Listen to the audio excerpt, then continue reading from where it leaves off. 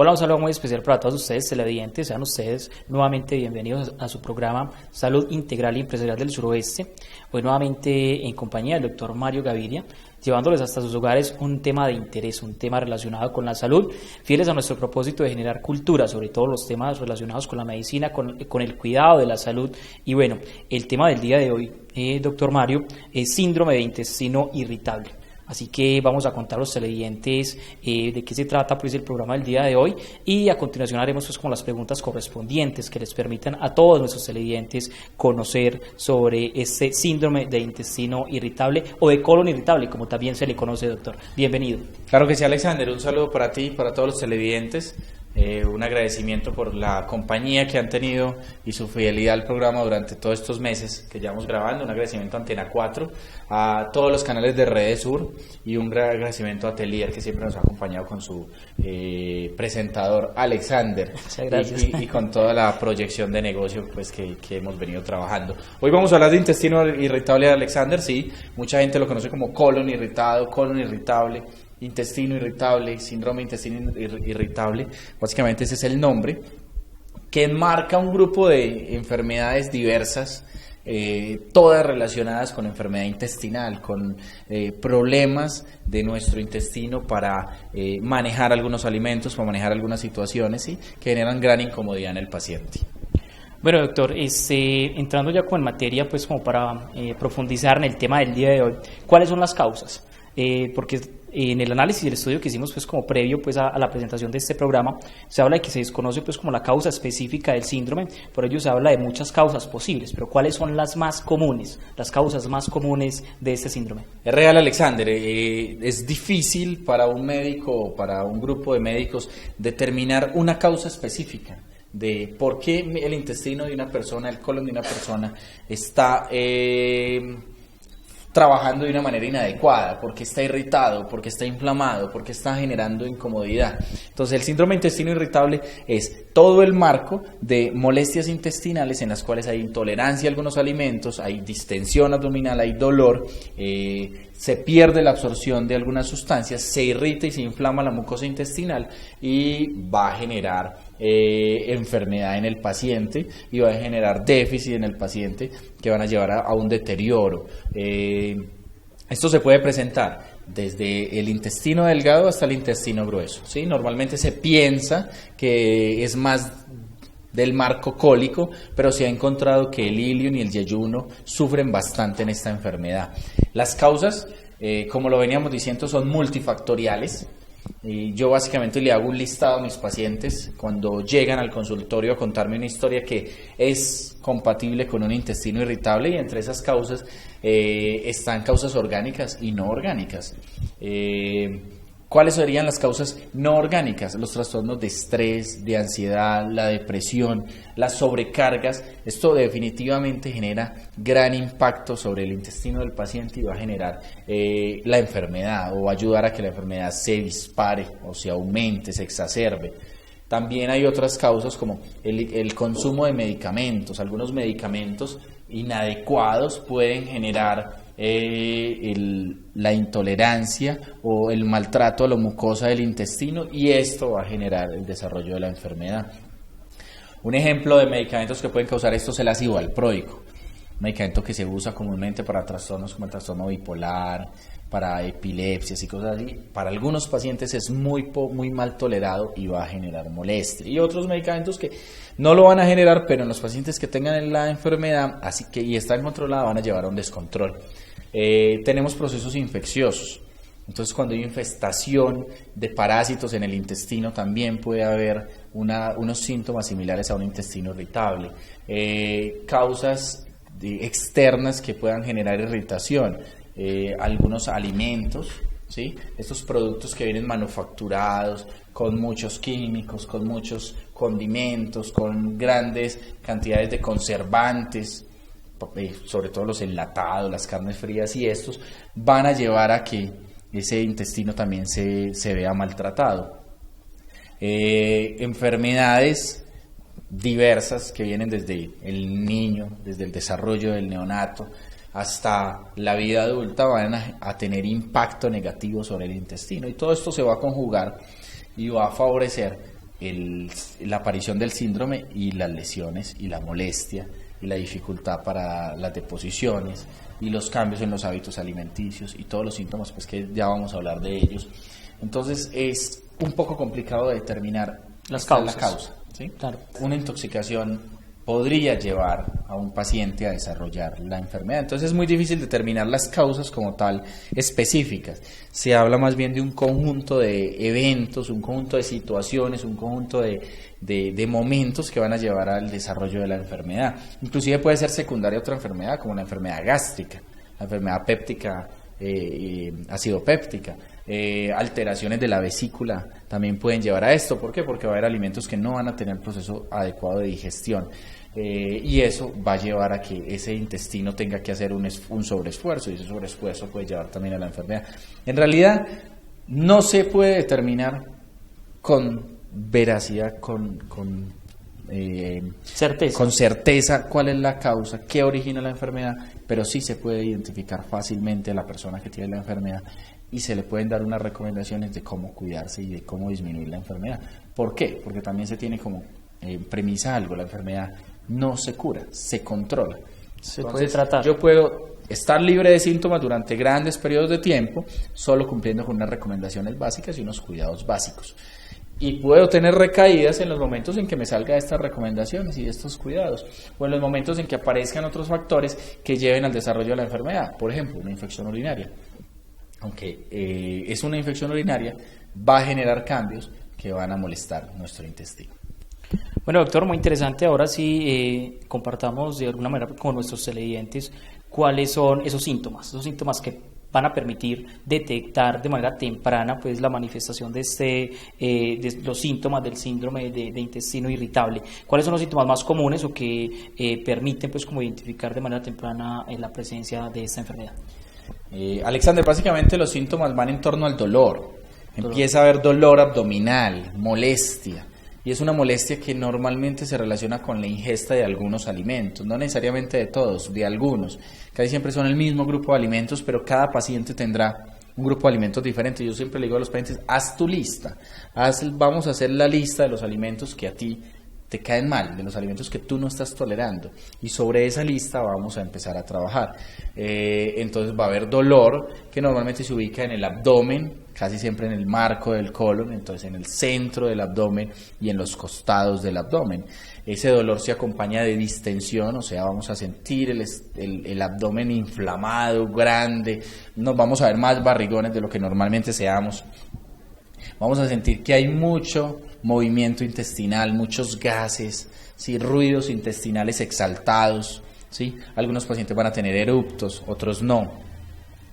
Vamos a tener cambio en nuestras deposiciones, en nuestro hábito intestinal normal, casi siempre hacia la constipación.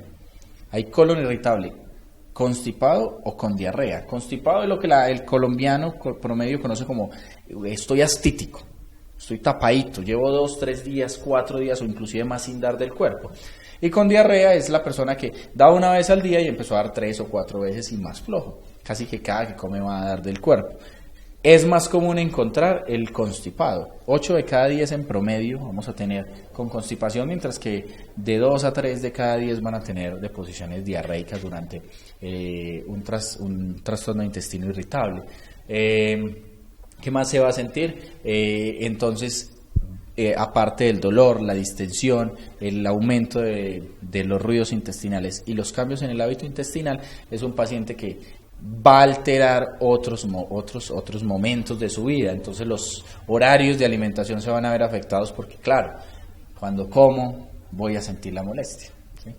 Los hábitos de alimentación, porque ciertos alimentos no los voy a evitar, unas veces porque son los que me quedan mal, otras veces por la creencia, y va a generar gran ansiedad en el paciente, porque casi siempre el paciente está pensando que tengo algo más, tal vez sea un cáncer, que ese es el temor más grande de nuestros pacientes. Casi nunca tiene esa relación, casi nunca se encuentra esa relación. Es muy raro encontrar relación entre intestino irritable y cáncer, en realidad no. Pero básicamente los síntomas más grandes son estos, aunque podemos ver pacientes que llegan con dolor en la parte baja de la espalda, relacionado con la distensión abdominal, con el dolor de las vísceras de la parte posterior del abdomen, ¿sí? Cambios en la frecuencia urinaria por la presión que genera ese intestino sobre la vía urinaria. Y algunos empiezan a desarrollar enfermedad gástrica también, o ya la traían previamente, que de esa vamos a hablar próximamente. Bueno, claro que sí, doctor. Pero antes de continuar con nuestro programa, invitamos a todos los televidentes en los diversos municipios del suroeste de Antioquia, a donde podemos llegar con este programa gracias a Redesur, la red de canales comunitarios del suroeste de Antioquia. También agradecemos a Antena 4, que es el medio que nos permite compartir con ustedes este importante programa. Bueno, hecha la invitación, doctor, ahora sí pasemos a una parte que es muy importante y es hablar del tratamiento. ¿Cuál es el tratamiento más adecuado para tratar esta enfermedad, cierto? Supongo que de acuerdo pues a los síntomas que manifieste cada paciente, pues el tratamiento será distinto, pero ¿cuál es el tratamiento más recomendable o el que comúnmente se recomienda para tratar este síndrome? Alexander, yo a mis pacientes les planteo entre 5 y 6 puntos básicos. Más que hablar de medicamentos, vamos a hablar de 5 o 6 puntos muy básicos que le van a ayudar al paciente a mejorar el síndrome. El primero, la alimentación. Vamos a hacer un listado de alimentos que ya sé que no tolero. Un ejemplo, los frijoles, la lenteja, la leche, los fritos, y los voy a sacar de mi plan de alimentación y los voy a reemplazar por otros que cumplan las mismas funciones, ¿sí? En caso de que ahí hayan alimentos primordiales o muy importantes. Vamos a hacer una lista de los alimentos que sí tolero y voy a preferir estos. Voy a cambiar la forma de preparación de los alimentos, voy a evitar los fritos, voy a evitar enlatados o alimentos con muchos preservantes, voy a evitar las carnes frías, voy a evitar los alimentos muy condimentados, muy aliñados, y voy a preferir unas preparaciones más saludables, asado, cocinado, al vapor, sí, alimentos más naturales, con aliños más naturales, menos comidas de la calle. En esos alimentos vamos a incluir grandes cantidades de líquidos. Se le pide al paciente que vamos a consumir entre 2 y 3 litros de líquidos, pero líquidos saludables. Agua, jugos naturales, el café, que alguna vez tuvimos el programa del café. El café es muy importante para disminuir los problemas de colon. El buen café, del que hablábamos en esa ocasión, mejora el tránsito intestinal y va a disminuir la probabilidad de desarrollar cáncer de colon. De hecho, se usan enemas de café hoy en día en el mundo. Están en estudio, están en proceso de evaluación, pero se están empezando a usar. Los hábitos son muy importantes. Comer en horarios adecuados. El paciente muchas veces deja de comer, esto no es bueno, hay que comer. Lo que pasa es que hay que comer saludable y en pocas cantidades. Evitar el licor, fundamental. El licor afecta mucho al intestino. Evitar el cigarrillo sí es catastrófico para nuestro intestino, entonces evitar eso. Tercer punto, el ejercicio. Entonces el paciente que sufre del intestino debe caminar o hacer ejercicio por lo menos media hora todos los días, al menos 5 días a la semana, y tratando de que los 2 días de descanso no estén juntos. Y ojalá no estén los días de descanso, que todos los días se dé una caminata de media hora. Eso no va a afectar las jornadas laborales de nadie ni los compromisos de nadie. En realidad es de ser más organizados con nuestro tiempo. En el cuarto punto siempre le digo, evitemos medicamentos que sean nocivos para nuestro intestino. Entonces le hago una lista de medicamentos que pueden ser nocivos, o escucho la lista de los que el paciente consume a diario y de esos seleccionamos cuáles pueden ser nocivos o cuáles pueden caer pesado a nuestro intestino. El quinto punto es controlar las infecciones que haya dentro del intestino o afuera del intestino, porque las de afuera también lo molestan. Entonces infecciones pulmonares, infecciones urinarias, infecciones de la piel, parásitos, entre otros. Entonces tratar de controlarlos, identificarlos primero y después controlarlos. No es que voy a purgar, porque eso no se debe hacer. Purgar una persona con el intestino irritable puede ser empeorar el intestino irritable. Contraproducente. Entonces puede ser contraproducente. A no ser que sí tenga parásitos demostrados y que sean parásitos virulentos, o sea que causen enfermedad, porque hay parásitos que no causan enfermedad y hay personas que tienen colon irritable y no tienen parásitos. Entonces no hacer cosas innecesarias, ¿sí? Utilizar la menor cantidad de medicamentos posibles. La menor cantidad de medicamentos posibles te va a garantizar menos efectos negativos, menos molestias para el colon, menos trabajo para el intestino, menos esfuerzo. Finalmente es importante, y este es el punto que dejo de último, pero para mí es el más importante, el estrés.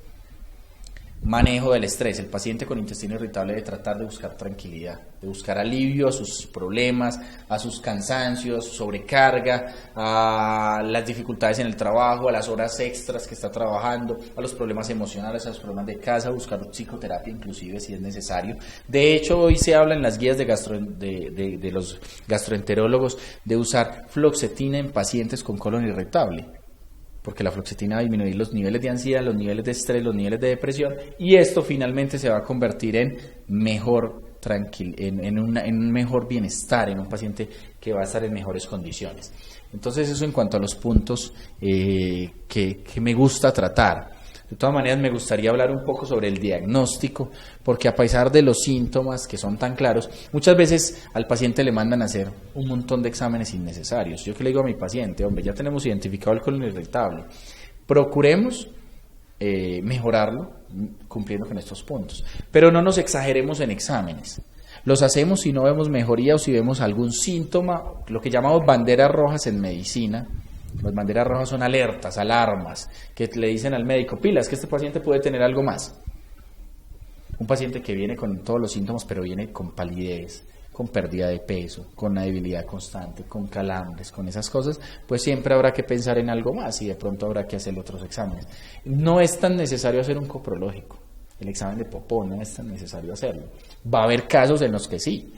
No es bueno que el paciente se anticipe a hacerlo, porque muchas veces esa anticipación va a llevar a una confusión del médico, porque salen los parásitos ahí que no estaban haciendo nada, que no eran los culpables del proceso, y el médico dice, son los parásitos, los mata, y el purgante o el desparasitante empeora el colon. Eso es muy común verlo. No es tan necesario hacer un hemograma. Un hemograma no te va a decir nada sobre un colon irritable, te va a decir algo si estás pensando algo más, si como médico estás pensando algo más, si el paciente tiene otro antecedente, tiene otra enfermedad, tiene otra cosa que te está llevando, tiene una bandera roja, y sí, pero si no estás pensando en eso y en un colon irritable, ¿para qué un hemograma? No sirve para nada. Entonces la mayoría de exámenes no te van a servir en colon irritable. La ecografía de abdomen te sirve si estás pensando en otras posibilidades, no en el colon, no en el intestino, porque en el intestino y el colon no se ven en una ecografía.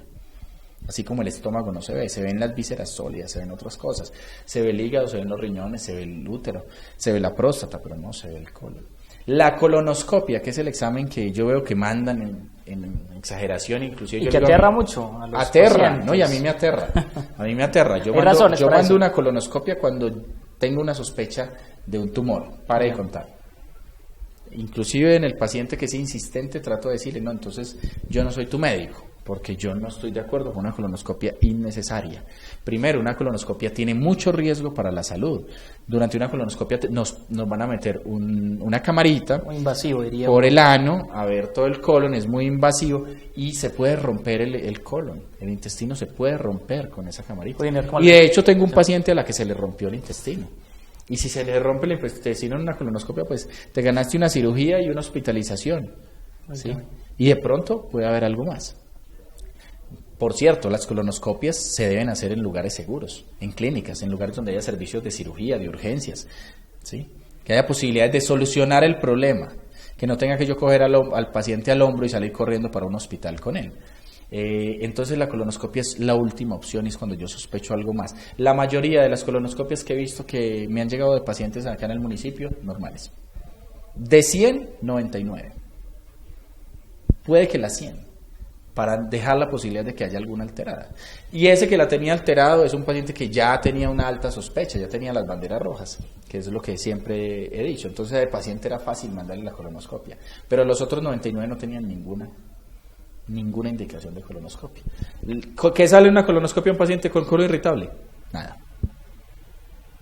No sale nada. Muchas veces ahí ponen mucosa, congestiva o similar a una irritación, pero en realidad no sale nada. La gran mayoría de casos someten al paciente a ese procedimiento invasivo de manera innecesario.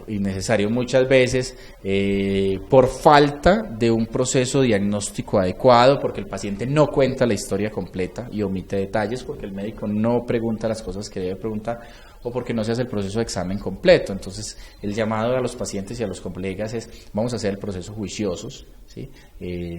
Terminamos con eso, doctor, las recomendaciones para los pacientes. Entonces las recomendaciones para los pacientes son: consulten a tiempo, cuidarse con los puntos que ya dijimos, consultar a tiempo, cuidarse con los puntos que ya dijimos, visitar al médico y hacer el proceso con el médico, tener la paciencia de que si en la primera fórmula no me alivio, en la primera consulta no me alivio, puede ser algo más y el médico debe hacer el proceso, no estar cambiando de médico, que eso no va a llevar a nada. En la mayoría de los casos, a no ser pues que el médico no haya hecho un proceso juicioso o no me haya dado una atención agradable, ¿cierto? Ya eso es otro tema. Pero si el médico hizo un proceso adecuado y te trató bien, ¿para qué vas a hacer el cambio? Simplemente vuelves donde él a ver qué paso sigue. El primer paso no funcionó, pues probemos el segundo y el tercero, pero no hagamos un primer paso con 10 médicos, porque todos van a fallar, Claro. ¿cierto? Y casi siempre acierta el último siempre será el bueno, porque ya ese elimina los pasos que hicieron los otros, entonces es muy fácil. Y no nos hagamos exámenes sin necesidad, no nos anticipemos, no contemos la enfermedad en la calle, porque en la calle nos van a decir 1000 cosas. Entonces los pacientes llegan, es que una vecina me dijo que ya había tenido lo mismo y tenía cáncer, y la otra vecina me dijo que la hija y la otra vecina y así, y la gente solo cuenta las historias de terror.